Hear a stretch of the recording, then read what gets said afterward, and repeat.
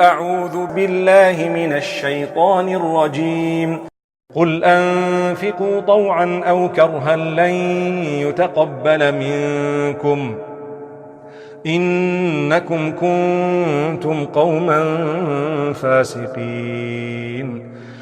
وما منعهم أن تقبل منهم نفقاتهم إلا أنهم كفروا بالله وبرسوله ولا يأتون الصلاة إلا وهم كسالى ولا ينفقون إلا وهم كارهون.